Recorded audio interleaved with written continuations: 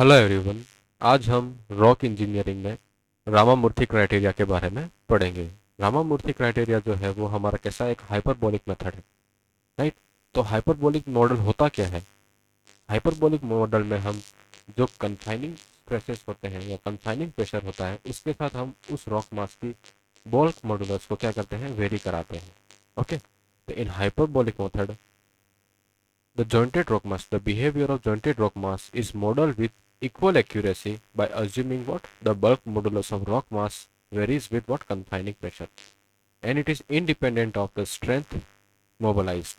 उसमें कितनी स्ट्रेंथ का हम चेंज करते हैं उसके ऊपर वो इंडिपेंडेंट होता है, लेकिन हमारा बल्क मॉडुलस ऑफ रॉक मास जो होता है वो कन्फाइनिंग प्रेशर के साथ वेरी करता है, ये हम अज्यूम करते हैं। कन्फाइनिंग प्रेशर के साथ बल्क मॉडुलस वेरी करता है, तो बल्क मॉडुलस हमारा क्या होता है? बल्क मॉडुलस क्या होता है जिसे हम कैसे रिप्रेजेंट करते हैं? ये है चेंज इन प्रेशर पर यूनिट चेंज इन और वॉल्यूमेट्रिक स्ट्रेंथ, राइट। मतलब हम कितना कन्फाइनिंग स्ट्रेसेस इस रॉक मास पे लगा रहे हैं, इस रॉक मास में इस कन्फाइनिंग स्ट्रेसेस के करस्पॉन्डिंग हमारा वॉल्यूम चेंज कुछ होता है कि नहीं होता है। तो हम मानते हैं कि इसमें पर यूनिट वॉल्यूम चेंज में कितना स्ट्रेस हमें रिक्वायरमेंट होता है, ये हमारा क्या कहलाता है, के होता है। जनरली इससे पहले कि हमने जो स्ट्रेस क्राइटेरिया या स्ट्रेंथ क्राइटेरिया को देखा था, जैसे हमने वो हुक एंड ब्राउन देखा था या फिर मोर कुलम क्राइटेरिया देखा था, उसमें हमने माना था कि जो हमारा मॉडुलस ऑफ इलास्टिसिटी या बल्क मॉडुलस होता है वो क्या है, कांस्टेंट है। कन्फाइनिंग प्रेशर के कारण यहाँ पे हाइपरबोलिक मेथड में हम क्या अज्यूम कर रहे हैं, हाइपरबोलिक मेथड में हम अज्यूम कर रहे हैं कि कन्फाइनिंग प्रेशर जैसे जैसे हम इंक्रीज करते जाते हैं तो उसके ही करस्पॉन्डिंग हमारी बल्क मॉडुलस और मॉडुलस ऑफ इलास्टिसिटी की वैल्यू भी क्या हो रही है, चेंज हो रही है, राइट। मतलब बल्क मॉडुलस हमारा क्या होता है, the stress required to per unit change in volume. मतलब वॉल्यूमेट्रिक यूनिट वॉल्यूमेट्रिक स्ट्रेंथ के लिए हमें कितना कन्फाइनिंग प्रेशर लगाने की रिक्वायरमेंट रहती है। तो जैसे जैसे हमारा वॉल्यूमेट्रिक स्ट्रेंथ बढ़ता जाएगा उसके करस्पॉन्डिंग फिर हमारा कन्फाइनिंग प्रेशर भी हमारा क्या होगा, बढ़ता जाएगा।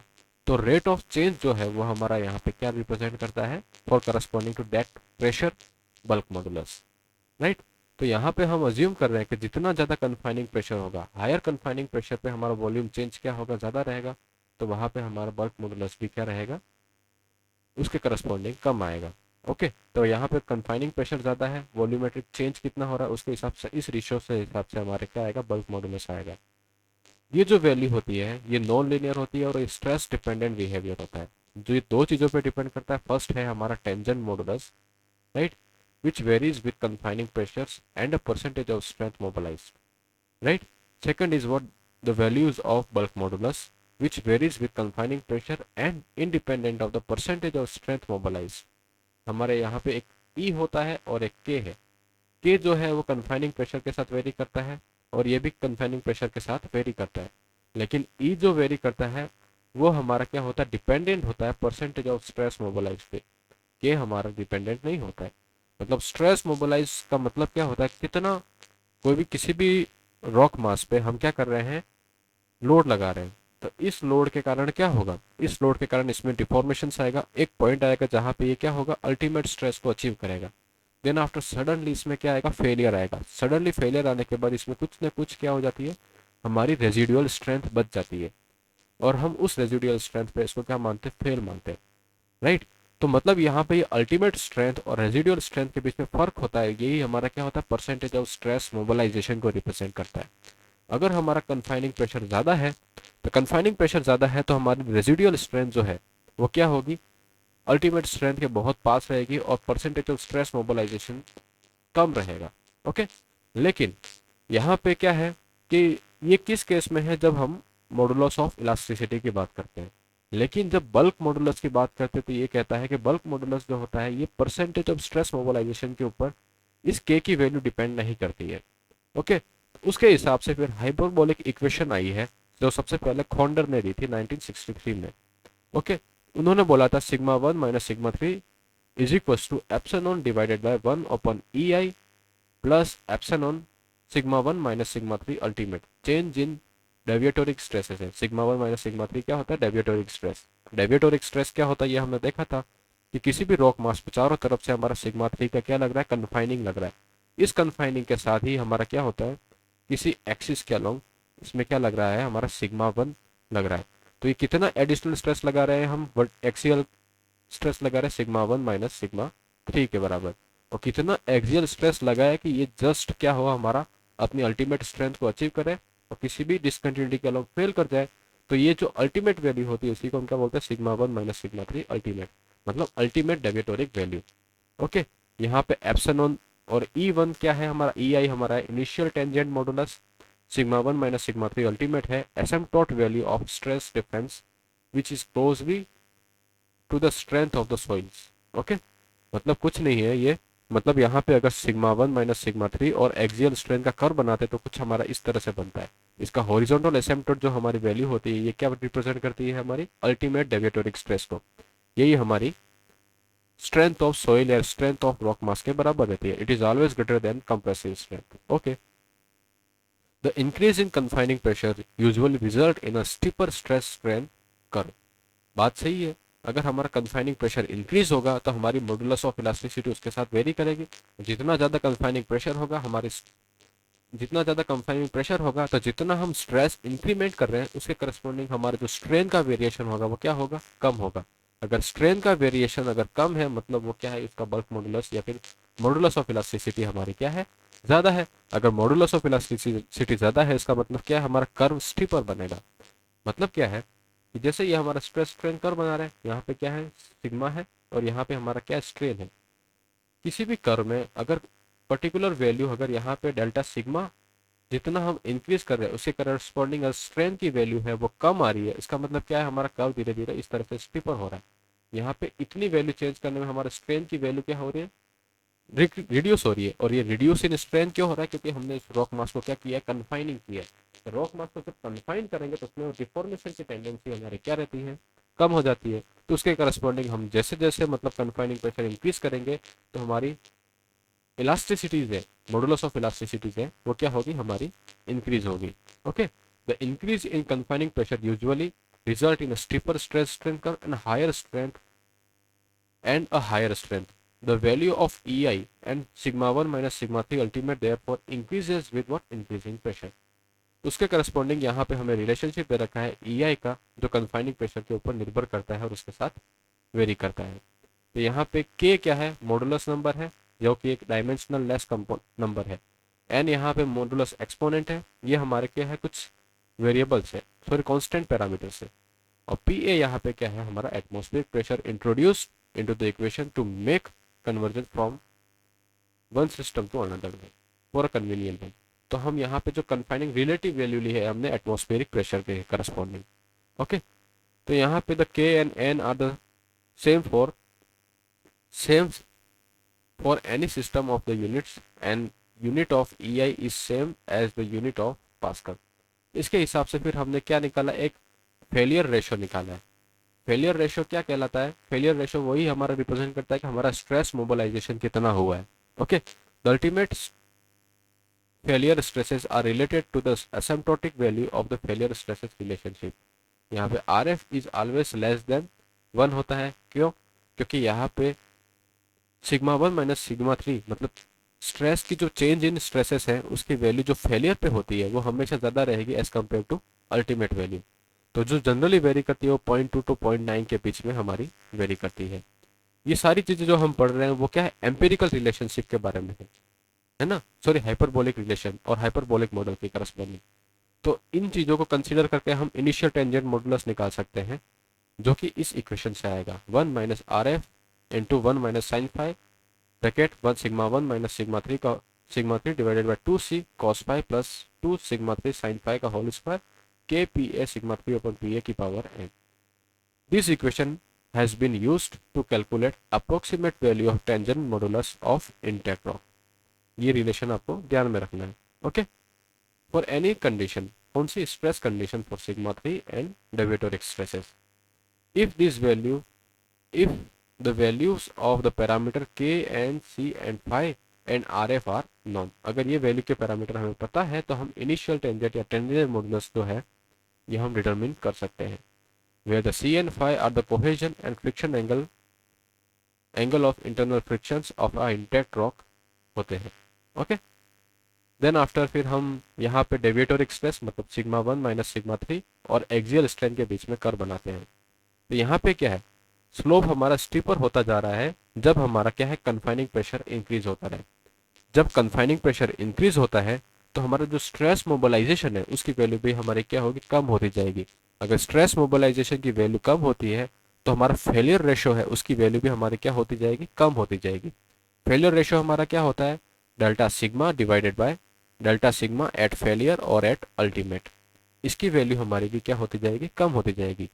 तो जैसे जैसे हमारे फेलियर रेशो की वैल्यू कम होती जाती है तो हमारा मॉडुलस ऑफ इलास्टिसिटी है या बल्क मॉडुलस है, यहाँ पे मॉडुलस ऑफ इलास्टिसिटी की वैल्यू है वो भी हमारी क्या हो जाएगी, इंक्रीज होती जाएगी। तो यहाँ पे हमारा हायर फेलियर रेशो है, मतलब यहाँ पे स्ट्रेस स्ट्रेन कर्व बनाएंगे तो किस तरह से बनेगा हमारा, हमारा यहाँ पे जो स्ट्रेस स्ट्रेन कर्व है वो कुछ इस तरह से बनेगा। मतलब रेजिडुअल स्ट्रेंथ और अल्टीमेट स्ट्रेंथ के अंदर जो डिफरेंस है वो हमारा ज्यादा रहेगा। जैसे जैसे कन्फाइनिंग प्रेशर हमारा इंक्रीज होता जाएगा तो ये कर्व हमारा कैसा होता जाएगा, इस तरह से। फिर यहाँ पे हायर केसेस में ये इस तरह से हो जाएगा। तो यहाँ पे जो हमारा स्ट्रेस मोबिलाइजेशन की वैल्यू है वो बहुत ही कम हो जाती है और फिर अल्टीमेटली एक तरह से हमारा एसिम्प्टोट ही बन जाता है। राइट, यहाँ पे हमारा फेलियर हमने क्या माना था, ब्रिटल माना था, और यहाँ पे हमारा डक्टाइल फेलियर होता है। Okay, this is the curve for the dependency of non linear stress strain behaviour with failure ratio.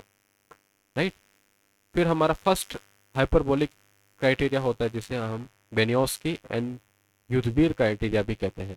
Okay, उन्होंने एक इक्वेशन डिराइव की थी 1974 में, sigma 1 divided by sigma 3 is equal to 1 plus B bracket sigma 3 divided by sigma C की power A, sorry की power alpha.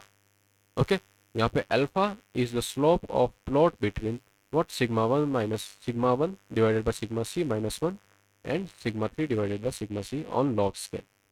मतलब यहाँ पे एक लॉगरिथमिक कर्व बनाया है हमने, sigma 1 divided by sigma C minus 1 and log of sigma 3 upon sigma सी।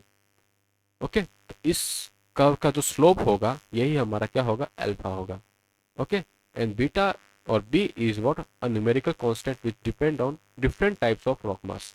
यहाँ पे बी की वैल्यू 3 होती है फॉर सिल्टस्टोन और मडस्टोन, वैल्यू 4 होती है फॉर क्वार्ट्जाइट, 5 होती है for norite rock mass.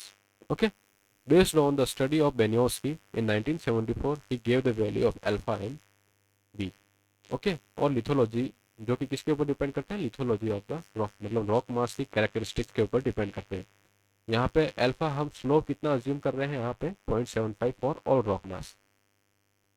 Second case है, इसी को मॉडिफाइड युद्धवीर ने दिया था इन 1983 और उन्होंने इक्वेशन को इस तरह से मॉडिफाई किया था, sigma 1 divided by sigma 3 equal to A plus B into sigma 3 divided by sigma C की पावर अल्फा।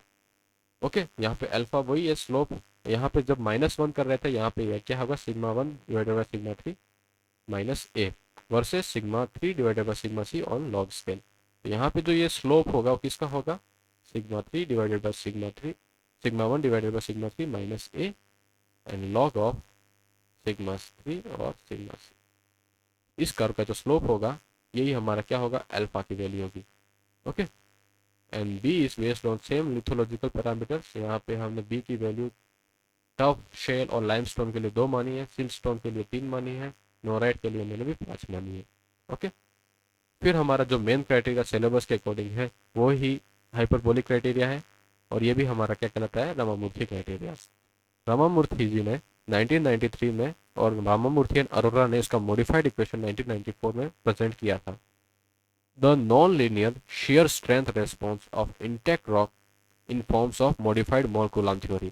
उन्होंने मोर कूलम थ्योरी को मॉडिफाइड करके इंटैक्ट रॉक मास की जो shear स्ट्रेंथ है वो नॉन लीनियर फेलियर पे किस तरह से वेरी करती है, उसके लिए उन्होंने ये रिलेशनशिप दिया था। क्या है, sigma 1 minus sigma 3 upon sigma 3 is equal to D I into sigma C upon sigma 3 alpha आई।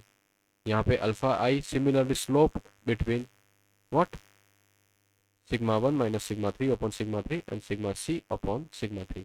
इनका जो स्लोप होगा वही हमारी क्या होगी, बी आई की वैल्यू होगी। For the most of the intact rock it is found to be between what 75 and 85 के बीच में वेरी करती है। तो यहाँ पे इसका स्लोप जो है वो हमारा कितना होगा, 0.75 और 0.85 के बीच में वेरी करती है। ये किसके ऊपर डिपेंड करती है, रॉक मास के ऊपर। तो एवरेज वैल्यू इज कंसिडर, अगर हमें कुछ नहीं दे रखा है तो हम बी की वैल्यू 0.8 अज्यूम करते हैं for all such rock.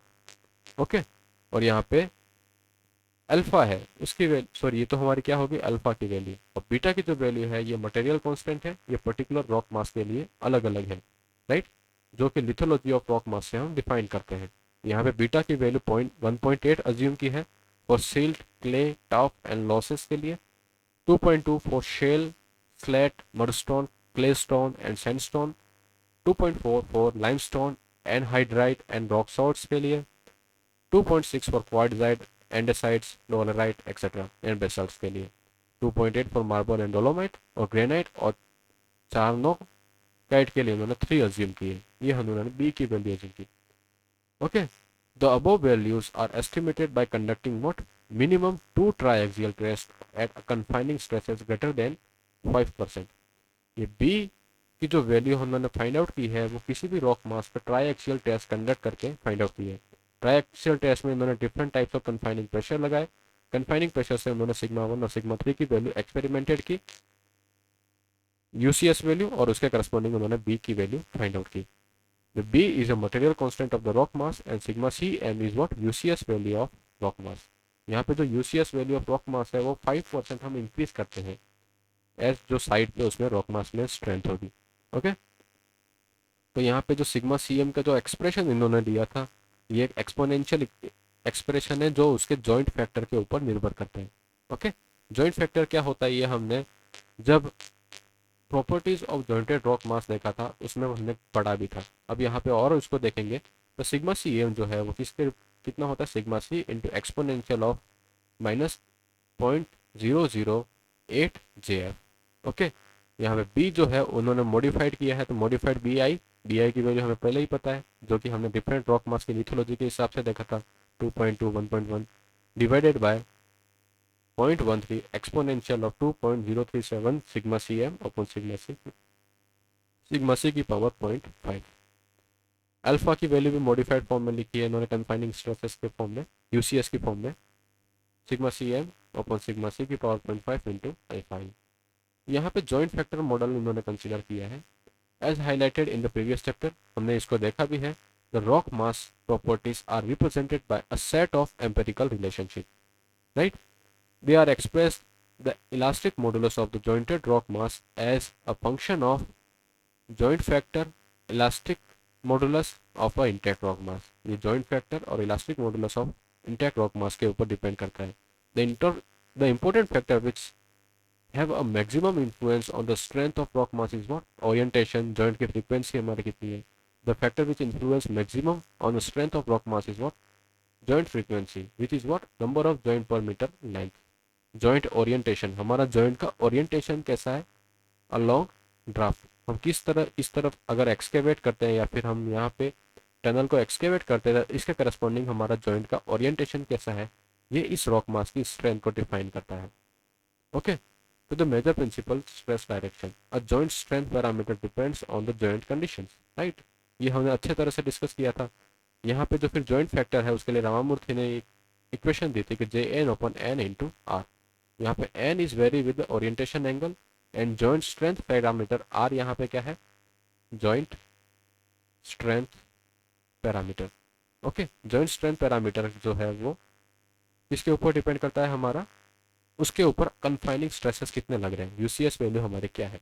Okay, तो ये किस तरह से वेरी करते हैं उसके लिए उन्होंने टेबुलर फॉर्म में समझाया है कि जब हमारा जो जॉइंट का ओरिएंटेशन है प्रिंसिपल स्ट्रेसेस के साथ वो वेरी करता है तो उसके करस्पॉन्डिंग हमारा जॉइंट पैरामीटर भी वेरी करता है। तो ये जो न्यूमेरिकल मॉडलिंग की थी उन्होंने बताया था कि जैसे हमारा क्या है यहाँ पे इस डायरेक्शन में प्रिंसिपल स्ट्रेसेस है। ओके, तो यहाँ पे हमारे जो जॉइंट का ओरिएंटेशन है वो कैसा है, यहाँ पे ये हॉरिजॉन्टल है, यहाँ पे कैसा है 90 डिग्री है, मतलब यहाँ पे हमारा जॉइंट का ओरिएंटेशन कैसा है, वर्टिकल है। इन केसेस में हमारा जॉइंट का ओरिएंटेशन क्या है, किसी एंगल पे ऐसे 45 डिग्री पे इंक्लाइन है। तो प्रिंसिपल स्ट्रेसेस के करस्पॉन्डिंग अगर हमारा इस तरह से इंक्लिनेशन है ना, जब इस तरह से इंक्लिनेशन है तो जो जॉइंट इंक्लिनेशन पैरामीटर की वैल्यू आती है वो यहाँ पे मिनिमम आती है यहाँ पे, और यहाँ पे हमारा क्या है मैक्सिमम आती है। मतलब इसका कर्व कैसा बनेगा हमारा, कुछ इस तरह से बनेगा। यहाँ पे जो वैल्यू होती है लगभग 40 to 50 के बीच में ये मिनिमम रहती है जो कि 0.7 तक पहुंच जाती है, फिर यहाँ पे इसकी वैल्यू 1 हो जाती है और यहाँ पे इसकी वैल्यू 0.82 के आसपास रहती है। ओके, तो ये मतलब जैसे जैसे हमारा मतलब सबसे क्रिटिकल कंडीशन हमारी इन केसेस में हमें मिलती है। उसी तरह से इन्होंने joint strength parameter find out किया था। जॉइंट स्ट्रेंथ पैरामीटर जैसे जैसे हम कंफाइनिंग प्रेशर इंक्रीज करते जाते हैं तो इस पैरामीटर की वैल्यू हमारी क्या रहती है, इंक्रीज रहती है। अगर आर और हम सिग्मा सी आई का कर्व बनाए तो ये हमारा क्या है, इस तरह से हमारा कुछ वेरिएशन रहेगा। जैसे सिग्मा सी आई की वैल्यू इंक्रीज होगी, आर की वैल्यू भी हमारी क्या होती जाएगी, इंक्रीज होती जाएगी। तो यहाँ पे जब हम यूसीएस वैल्यू हमारे किसी भी इंटैक्ट रॉक मास की 2.5 है तो उसके करस्पॉन्डिंग जॉइंट स्ट्रेंथ पैरामीटर की वैल्यू कितनी है, 0.3 है। जब हमारी यूसीएस की वैल्यू किसी रॉक की 100 है तो उसके करस्पॉन्डिंग हम 1 अज्यूम करते हैं। ओके, उसके बाद इन्होंने इलास्टिक मॉडुलस को डिफाइन किया था विद कन्फाइनिंग प्रेशर और अंडर अनकन्फाइनिंग प्रेशर। जब हमारा कन्फाइनमेंट 0 होता है तो इलास्टिक मॉडुलस का जो रेशो होता है वो ई जे अपॉन ई आई इंटैक्ट रॉस का और जॉइंटेड रॉक मास का जो रेशो होता है वो कितना होता है, exponential of -1.15 into 10⁻² J F. J F की वैल्यू हम कैसे फाइंड आउट करते हैं, ये हमें पता ही है। ओके, देन आफ्टर जब कंप्रेसिव स्ट्रेंथ उसमें कन्फाइनमेंट लगाते हैं तो उसके केस में हमारा जो क्रिटिकल रेशो जो बनता है जॉइंटेड रॉक मास का वो sigma C J upon sigma C I is equal to इस फॉर्म में रहता है, exponential of -0.008 J F. Okay, तो मतलब रामामूर्ति ने जॉइंट फैक्टर का जो जॉइंट फैक्टर का एक मॉडल तैयार किया था उसके कंसिडर करके इन्होंने सभी मॉडुलस ऑफ इलास्टिसिटी का वेरिएशन विद कन्फाइनमेंट और अनकन्फाइनमेंट में कैसा होता है वो देखा था, स्ट्रेंथ का वेरिएशन कैसा होता है उसके हिसाब से मैंने हाइपरबोलिक स्ट्रेंथ क्राइटेरिया को डिफाइन किया था। यहाँ पे कन्फाइनिंग प्रेशर लगाने के कारण यहाँ पे जॉइंटेड रॉक मास की मॉडुलस ऑफ इलास्टिसिटी इस तरह से वेरी करती है। Modulus of elasticity of jointed rock mass with certain confinement यहाँ पे है E J without confinement divided by this factor. Okay, इस तरह से इन्होंने इस चीज को डिफाइन किया था। तो ये हो गया हमारा hyperbolic model and Ramamurthy strength criteria. अगली क्लास में हम नेक्स्ट क्राइटेरिया को देखेंगे। ओके, जैसे बार्टन मेथोडोलॉजी हो गई, देन आफ्टर फिर हम bearing capacity of rock mass के बारे में पढ़ेंगे। तो आज के लिए इतना ही। Thank you so much. जय हिंद।